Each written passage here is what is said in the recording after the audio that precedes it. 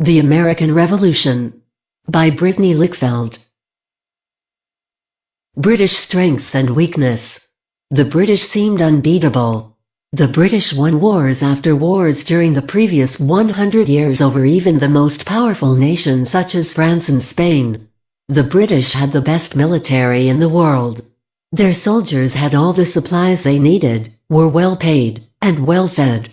Tribes in America sided with Britain because Britain promised them their land would be protected. Despite their strengths, supplies would take forever to get to America. British had to convince the Americans to not gain independence. The war caused a lot for the British, causing them to question if it was worth it. American strengths and weakness continued. The French ended up pushing Americans in the right direction to win the war for their independence. However, Americans' military and political leaders were inexperienced. Loyalists, fence-sitters, and Patriots. John Adams had a theory that 1/3 of Americans were opposed to the revolution, 1/3 were for it, and 1/3 were undecided. Historians had later on proved this to be American reactions to the French Revolution, not the American. Loyalists were known as the ones who stayed loyal to England and King George. Patriots were known as those who believed the only solution was independence. Lastly, fence-sitters made up most of the population. They were the undecided ones who didn't know what to think. Loyalists, fence-sitters, and Patriots continued. Since there were so many fence-sitters, the war first started with convincing the people of America to be pro-independence. The Loyalists tried to convince people to continue to be loyal to the British. However, in the end the Patriots won. Some things that affected this win the most were the committees of correspondence and the writings of Thomas Paine, such as Common Sense. Loyalists, fence-sitters, and Patriots continued. The Loyalists were punished for their loyalty to Britain. Their houses were often destroyed, vandalized, or burned, and they were publicly humiliated and abused often. Many families were split between the three groups. Over 80,000 Loyalists ended up moving from America to Canada or Britain. This caused a slight change in economy because Loyalists would usually be richer folks. The Battle of Lexington and Concord. On April 19, 1775, General Gage sent British soldiers out to Boston. He sent them to Lexington to capture Sam Adams and John Hancock. He also sent them to Concord to seize gunpowder. His plan didn't last long because spies and friends leaked about Gage's plan. 2 lanterns were the warning signal for a British attack by the sea. As the rumors spread from town to town, colonial militia's Minutemen, trained to protect their town, went to go help fight. The Battle of Lexington and Concord continued. 240 British soldiers met 70 Minutemen at Lexington Green as the shot heard around the world was shot. At Lexington, British soldiers killed 7 Americans. As the British troops set off for Concord, more colonial militias shot at them as they passed by, killing and injuring over 125 casualties. The deaths of both teams caused even more fury and tension between the sides, causing the American Rebel Army to gain many more new recruits. After the battle, 73 British soldiers were killed, 174 wounded, and 26 missing. After the war, 2 small American groups captured Fort Ticonderoga, a poorly protected British fort in America. Bunker Hill. On June 16, 1775, a group of American troops set out for Bunker Hill. They wanted to go to this hill because it was an easier way to attack the town and British ships in the Boston harbor. The troops, however, made a mistake in orders and ended up going to Breed's Hill. The Americans, having no other choice, ended up threatening British troops. The British were then ordered to attack them even if they had guns and cannons pointed at them. Bunker Hill continued.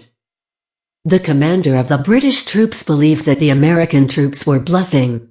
He marched his troops up the hill. Unfortunately, he was wrong about his suspicions. Many of the British soldiers were either wounded or dead before most of them started to retreat down the hill. After the American troops started running out of ammunition, the British soldiers ended up taking over the hill. This, however, came with a cost of 1,054 casualties that were dead or wounded. After George Washington and the King of Britain heard about Bunker Hill, it was decided that this meant war. How the Revolution affected the home front. Most Americans did not actively participate in the war. People who didn't participate in war just tried to pretend to go on with their normal lives like usual. However, the war disrupted economies and brought a lot of population dislocation. People who got in the way of armies that were advancing through ended up dealing with some tragic events. Homes and farms were destroyed most of the time because of armies. If citizens were thought to have been even the slightest bit against American military, then their home was burned down. How the Revolution affected the home front continued. When British came to major cities, people would flee to the countryside and the economy was majorly disrupted. British blockade caused a lot of unemployment to the point people were willing to do anything for a meal to eat. Farmers and merchants took advantage by rising prices. Women took over all the chores their husbands would usually have to do. Some women became spies. Washington at Valley Forge. The lowest point of war for the Americans was during the winter of 1777 to 1778. British troops just arrived at one of the largest cities, Philadelphia. In the summer of 1777, Washington's army fought a series of lost battles and were unable to keep the British out of Philadelphia. Washington brought his troops to Valley Forge to keep an eye on British troops in Philadelphia. Washington at Valley Forge continued. Conditions were getting worse for Washington's army, and most of his soldiers' terms of enlistment were ending soon. Farmers nearby wouldn't give American troops supplies they needed, and some of Washington's soldiers were starting to question his leadership skills. A Prussian volunteer then came along and trained Washington's army Prussian style. After a while, things got better, and while the weaker ones left, the stronger and more disciplined ones stayed.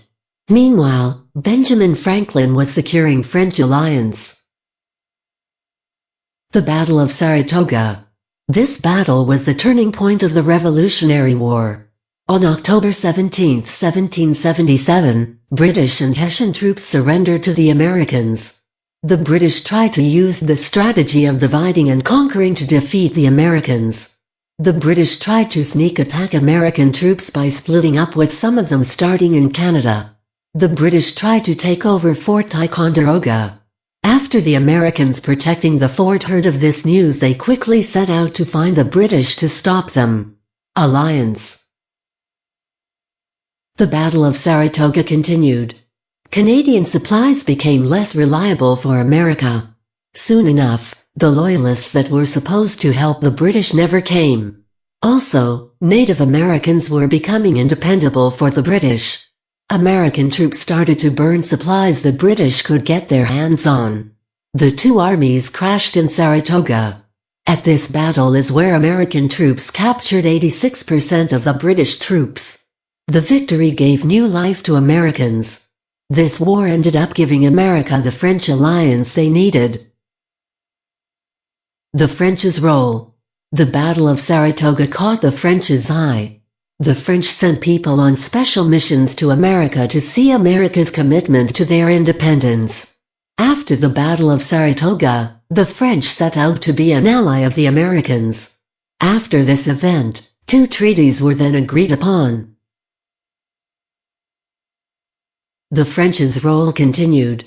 One was the Treaty of Amity and Commerce. This treaty was giving the permission to trade between countries. The other treaty was the Treaty of Conditional and Defensive Alliance. This treaty stated that war in France meant that US and France should fight together, with neither making a peace with the enemy without consent. The French soon on went into a revolutionary war with the British. The French ended up being a key factor for American independence. The Treaty of Paris and Yorktown. Even though America was facing great losses, the French were succeeding. The British occupied most of the South, however, no Loyalists were coming to defend them. On top of that, people in Britain started to complain about the war. The British went to settle down in a small town called Yorktown to wait for more supplies from Britain. The Treaty of Paris and Yorktown continued. The US and French planned to capture the British before they got their supplies. This led to the small army of 8,000 troops being forced to surrender. The Battle of Yorktown made people of England doubtful of the war. In 1783, the Treaty of Paris was signed between America and Britain. The treaty stated that Britain would acknowledge American independence. In return, America agreed to pay for debts owed to British merchants. Independence was finally achieved and everyone lived happily ever after. The end.